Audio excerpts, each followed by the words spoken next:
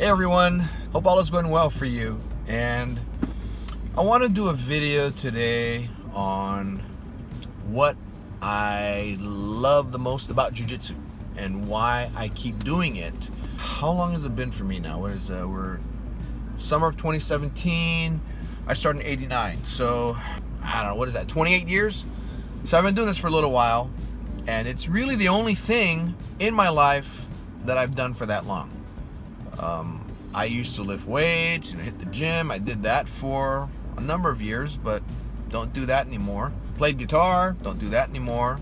Did judo, don't do that anymore. Although that's going to start up again when we move to our new location. We'll start running judo out of our school. But anyway, so jiu-jitsu is one of the few things in my life that I keep doing. What I really like about it is how it makes me feel. How it makes me feel when I'm training and I conquer whatever problems or issues I might have had. And then what that does is it then transfers to my regular life. You wouldn't believe how empowering training in Gracie Jiu-Jitsu can be for you in your life outside of Jiu-Jitsu. There are so many things that happen on the mat in Jiu-Jitsu that you don't ever get that kind of pressure in life.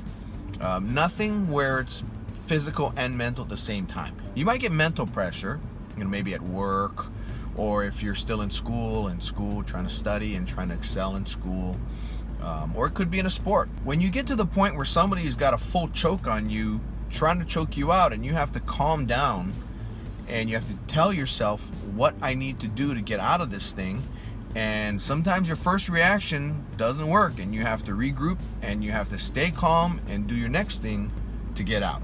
When you get out, you're like, wow, that's a great thing, that feels awesome. Or if you don't get out, then it's okay, let's do this again, until you get to the point where, okay, good, I conquered it, I can do it now. That's a tremendously empowering feeling to have. The self-defense part is great, but how many of us actually get into confrontations, right? I got into a lot when I was younger, but part of it was because I was looking for them. But now that I'm older, I don't look for any confrontations, and as a result, I don't get any. It kind of made me think about the edge that's created in people who do this. When I say edge, meaning your competitive edge in life and your desire to be good and strong in everything, not necessarily physically, but what your body's capable of, your body and your mind. So once you know that, it gives you the power in other things to think to yourself, that's not going to limit me. I had a talk with my son today, and he's in high school, going to be a junior. Doesn't want to wrestle. Well, he does. He likes wrestling because it lets him be with his friends, but doesn't like wrestling because it's tough. He only started in 9th grade, and he's having to learn. And among kids, here in Texas, wrestling is not huge, but it's very competitive against kids that have been doing this for 5-6 years before they even reach high school. And my son just started in 9th grade. It's all about perseverance and acquiring a skill while you're learning to persevere. It reminded me of a video I watched the other night with my daughter on John Smith. John Smith is, I think, a 2-time Olympic gold medalist, NCAA champion prior to that, and is one of the winningest coaches, wrestling coaches, and he's at Oklahoma State, which is, I think, his alma mater as well. He runs pretty much neck and neck with Dan Gable as far as success as a coach. One of the things that he said was that he was one of 10 kids in his family, and he said that life in general was just competitive. He was number 7 of 10, and he had to compete for food, right? If he dilly-dallied long enough before he got down to eat, there would be nothing left. In the morning, if he didn't wake up early enough, he wouldn't have any hot water for the shower. And I guess living in Oklahoma during the winters get to be pretty bitter cold. Kind of suck if you don't get a hot shower. But that's what he lived with. And growing up, once he won his Olympic gold medal the first time, then he got a sponsorship from Adidas, and he started getting some money rolling in. And he was saying how he competed 6 or 7 months later in Cuba after winning the Olympics the first time and lost. And he hadn't lost prior to that. He was always expecting to win. And what he realized was that he was getting soft. And so what he did was he made life harder for himself. He, despite the fact that he had money now, he forced himself to live on $1,000 a month. He also would get up at 2 in the morning just to train, because his thought was, if the guys in Russia, or back then the Soviet Union, are sleeping right now, I need to be training. And that just goes to show how badly I want it. You know, the hard part, like he says, is not winning it once, it's winning it twice. The second time winning is harder. And the same thing to me happens in jiu-jitsu. Let's say I'm working on something. Let's say I have a particular student who fancies himself as being very tough to choke. When I train with him, what am I going to do? I'm going to try to choke him. And once I choke him, I use a certain choke, then I'll use it again. Why? Because I want him to know that it wasn't an accident and that I didn't get lucky. Because a lot of times, you know, and that's the second time. Like, it's like, you know, John Smith telling everybody, telling the world, yes, I won the Olympic gold once, and to show you that it wasn't a fluke, I'll do it again. And he did.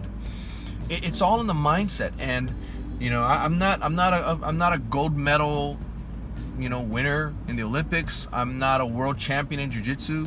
The mindset is there because I'm always competing against myself.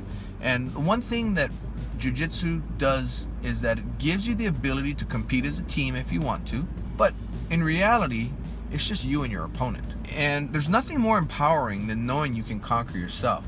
Now, team sports are great, but the problem is, what if you're the best player on the team? Then you're really only as good as the rest of the players on your team. So you can do what you can do, but everybody else needs to chip in. If everybody else is not running on all 8 cylinders like you are, then you're going to lose no matter how good you are. Whereas with jiu-jitsu, it's just you. If you lose, it was your fault.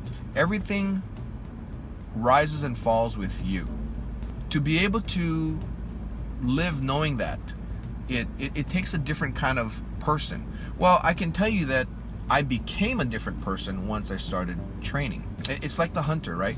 The hunter who doesn't go out to hunt will never eat. But the hunter who goes out knows, he's confident that he's going to eat something, right? I know it kind of seems like I'm all over the place, but it's all kind of tying in here.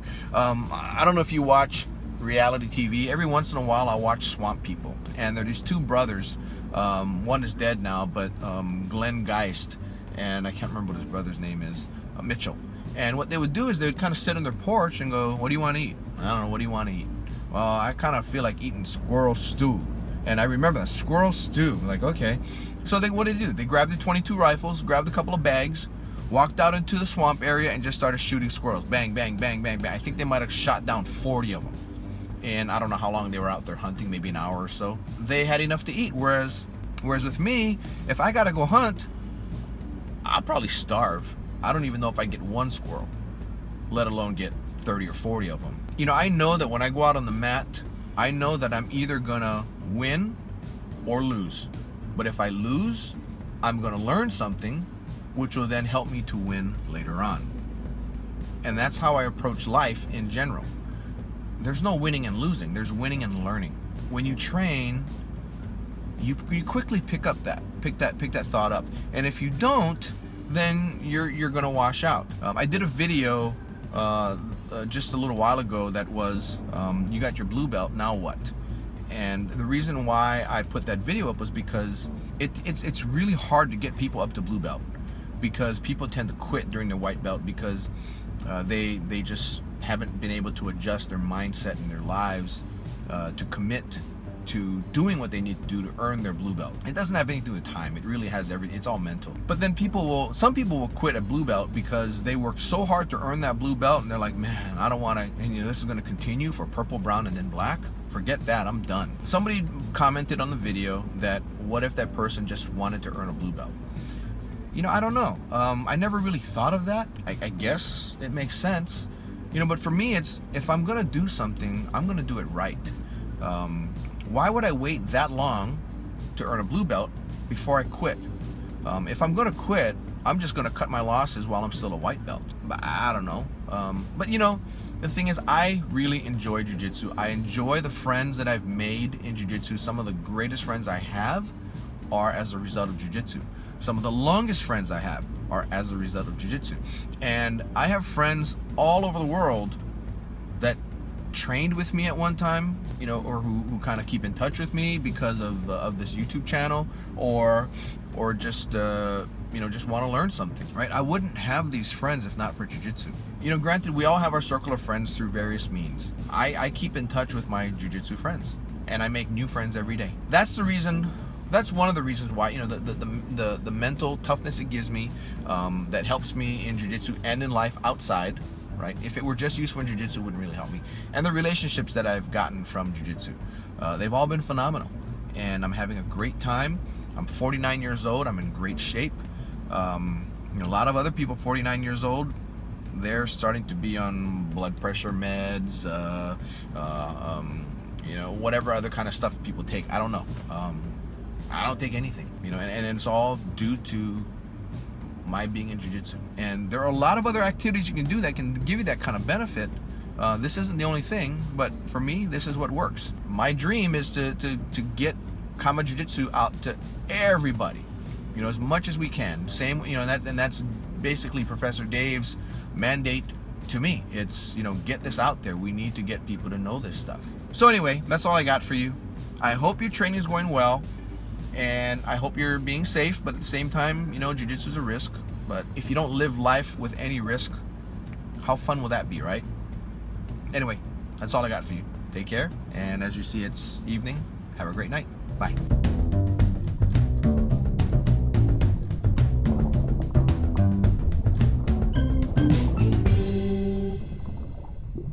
Oh, and happy training.